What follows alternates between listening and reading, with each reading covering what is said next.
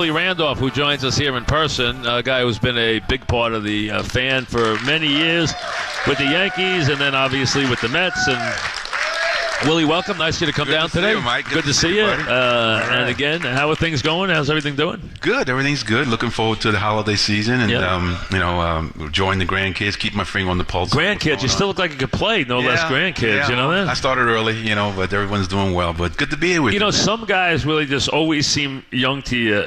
You're a guy that always, when I see you, I always think about like 1976. I think you're always young to me for some reason. I remember when you got here. Yeah. I remember the big trade with the Pirates, and there were guys who came in, and if the fans who aren't old enough to remember Willie came into a team, and there's some guys when they break in, they play like they've been around 20 years. That was you. You were a guy who broke in like you'd been around 20 years. You didn't have to learn stuff. You knew everything. You played polished. I mean, you were just why were you that way? I mean, what made you come in and break in that way? Well, I think starting out in Brooklyn, New York, starting out in the mean streets of Brooklyn, and, you taught you how to be tough early on and have confidence in yourself. I always played with guys who were better than me, so it made me better. But coming to the Yankees as a youngster, when you have a team of Pat Hunter and Thurman Munson and Roy White and Chris Chambliss, all those guys taught me how to play.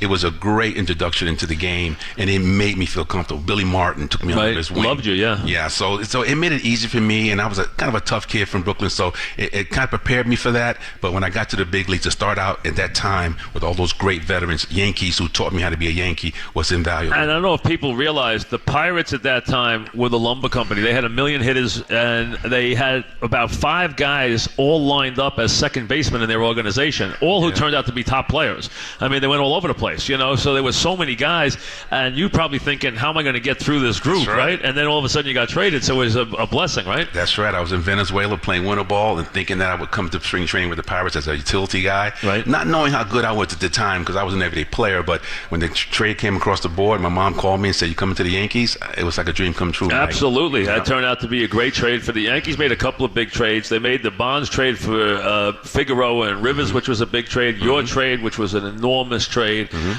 really changed the face of that team, and some great teams. And I've said this many times. For some reason, the 61 Yankees, the Mantle, Maris Yankees are revered. The Yogi, Whitey, the whole thing. The 96 Yankees are revered. People forget, and I've said this many times, we could talk 98 Yankees, we could talk 61 Yankees.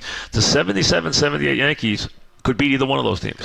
They were as tough a team as, I don't know, maybe not as talented as Mickey's team, or maybe not as talented as the 98 team, but as gritty and as tough and as nasty as any team that ever came down the pike. I wouldn't bet against your team. No doubt about it. We played the fundamentals right.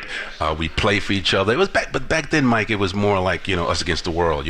Billy instilled that in us. The guys like Thurman Munson, our leaders, we had the rivalry with Boston, so that was tough. So we just played a different brand of baseball, but it was good old-fashioned Yankee baseball, but the fundamentals were there because Billy demanded that, and we just had that little run where we wanted to bring back some of the glory from the past, and we were hell-bent on that. I'm going to continue talking to Willie, but I'll jump a couple of guests in and out while we talk about a couple of things. So I have a guest, so welcome.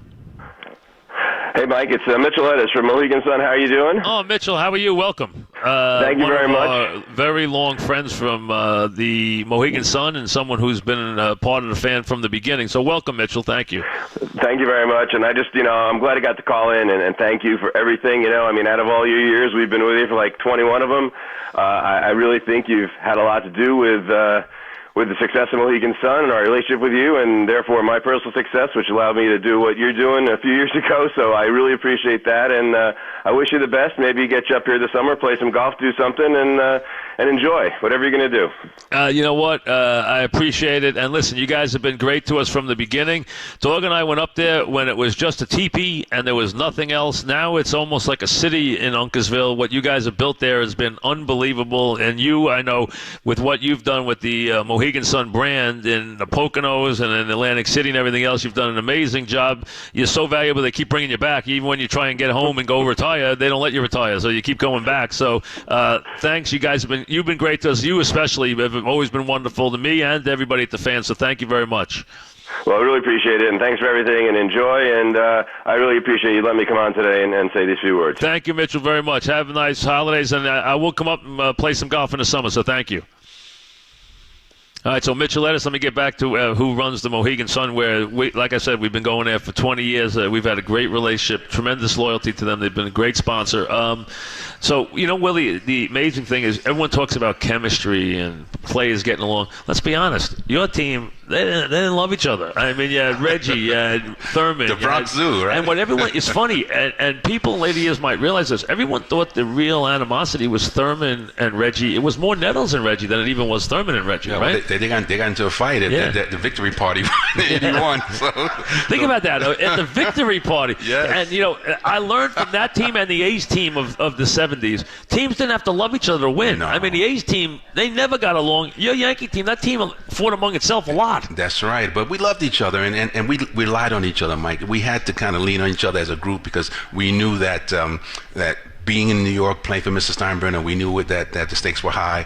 And if we didn't rally around each other and support each other, even though we fought a lot, we looked out for each other. We fought a lot with the other team, too. And Kansas City, we used to fight against the Red Sox, the Milwaukee Brewers. So there was a real camaraderie there, a real brotherhood that really stuck out.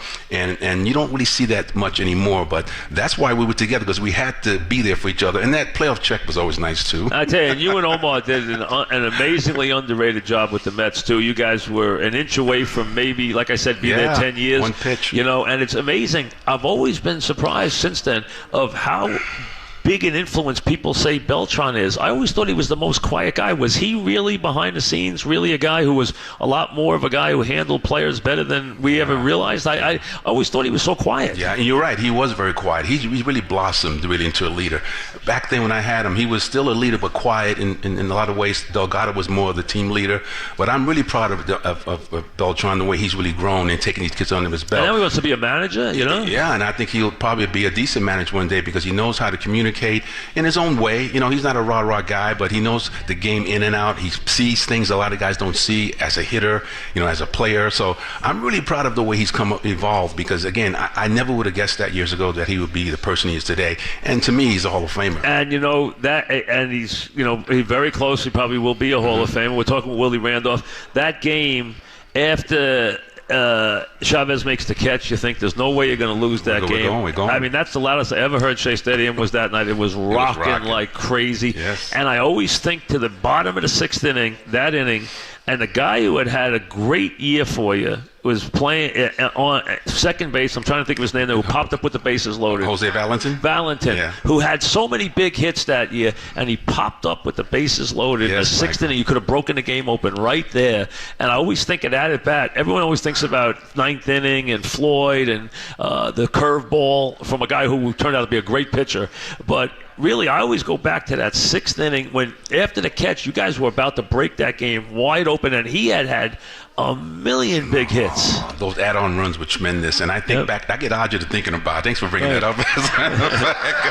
That game was a great game when you think about it. But that would have changed. One game can change lives. It really can. It really can. And I remember as the game was progressing, thinking we got to pick up the Ducks. I remember the innings would end. Even though we were winning, I kind of felt like, God, we need to pick up that run, man. That's a huge run for us. So when you think back in retrospect, it just eats at you. It really does. To this day, it does. Yes, and you guys came in and turned that team around and did a great job. You really did. You were exciting. It went 85, 86. Then you win 97 games with that team. I mean, you had some great years with those teams. Very proud of that. First time getting the opportunity after waiting a long time to get the job, to knock the Braves off their perch after all those years of dominance in the league. That was huge for us. And then we got the momentum going, made some trades, Omar and you don't realize the Braves won the division 11 years in a row. Yes, I mean, and that's unbelievable. And so we were really proud of that. And it gave us that little kick to go to the next level.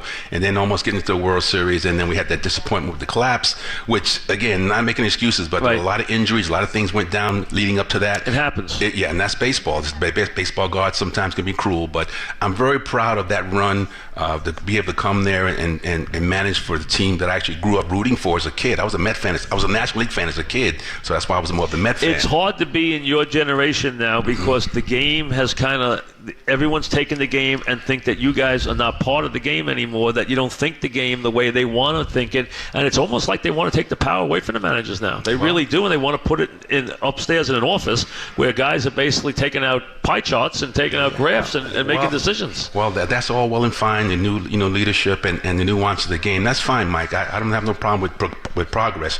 But leadership is the main thing. And if you lose leadership in the clubhouse and the bench, you have nothing in the game. So I just hope they keep, it's still people. Yes, still yes. people. And the game is played with a heartbeat. People play the game, and you have to lead men. And when you tell these guys they can't do certain things, they don't always play for you, and that's when managers get fired, unfortunately. But I just hope that they continue to evolve, but keep in mind that baseball is a beautiful and a great game, and it's not about changing it, wholesale. It's about making little tweaks, but the game is played on the field with the best players in the world. All right, stay with me. Let me welcome in another guest. Welcome. Mike, Joe Mihalich, basketball coach at Hofstra. Hello, Coach. How are you? Nice of you to call. So how are things going this year? Well, just want to reach out and say congrats on 30 incredible years. You want to be informed. When you turn the radio on, you want to be informed and or entertained. And no one does those two things better than you, man. You're a household name and a voice that's a household voice, I guess you'd say, right? So, well, thanks for everything, Coach. Very nice of you. And you've had some. I know you had that wild game with Monmouth was unbelievable, huh? That was incredible. That was an amazing game. I mean, that's one will go into coaching tape. I mean, that's one everyone can have a lot of. They can have a lot of fun with that one at the clinics. As somebody said, have you ever practiced? I said, we practice that every once in a while. It never worked. Never. Amazing. Never, I mean, never. To see a game in that way. How's the team this year? Team's good. Okay, for right now. We're finding a way to win. I wish we were playing better. We got to keep doing that. We got Manhattan next, and then we got an old friend of yours, Jay Wright, coming here. Yes. To play. So the number one team in the country. Number one in the country. So we can't even think about them yet. We're going to have our hands full with Manhattan. So. Well, listen, you've done a great job there at Hofstra. Keep up the good work. Thank you for coming on. I appreciate it very much, Coach. Thank you, Joe. You're the best, Mike. Thank you, Coach, very much. Congrats. Joe Mihalich, the Hofstra coach. I have another one lined up. Let's go. Welcome. Mike, how you doing? It's Brendan Brown, one of your NBA guys calling. Oh, thank you, Brendan. Welcome. How you doing? I'll never forget the 2012-2013 season. The first time I was ever on your show, I was in San Antonio. The first time I did it, I'm staring at the wall in my hotel room. I'm terrified, but we get through it. And then you had me on 11 times that year as the Knicks win 54 games, go to the second round of the playoffs. So wonderful to be on that much. But two things came out of that. Number one, a friend once asked me, what is harder, doing a live game, a playoff game or something like that, or doing the Mike Francesa show? And I really had to think about it for a second. And I said, well, I can tell you this.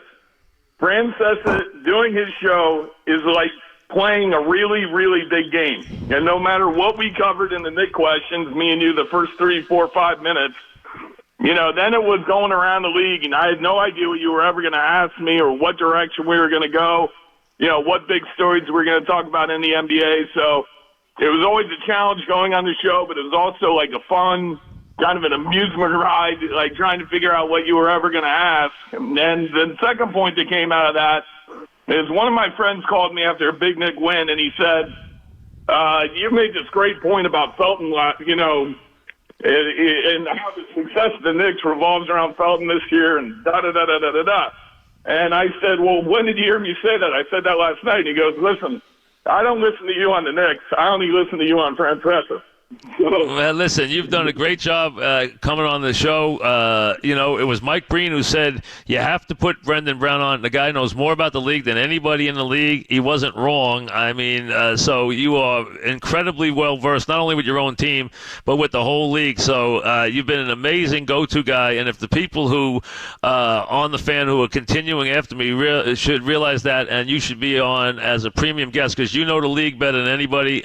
You're a coach, obviously, who's doing this. So thanks very much for really, you added a lot to the programs, which is what I appreciate. So thanks very much for always being there when we needed you, and you did a great job for us. Yeah, I really appreciate it. The shore parties were great, having a chance to actually meet you and some of the people that work with the show. Hubie's not patched in today, but he wanted to send his best. I'll tell you, listen, I learned a lot from Hubie. I traveled on the NBA and did the NBA Finals when your dad was there, and I'm telling you something. Hubie Brown is the number one basketball clinician of all time and can teach basketball than anybody alive, and I learned more about the NBA from Hubie than I ever learned from anybody else. Well, thank you so much for having a big impact on my young broadcasting career, and I think all fans and people like will say there's going to be a big hole in the dial when you depart on Friday. Well, thanks, Brendan, very much. Thank you. Thank you, Mike. All right, Brendan Brown. We have Willie Randolph here. We'll take a quick break. Be right back.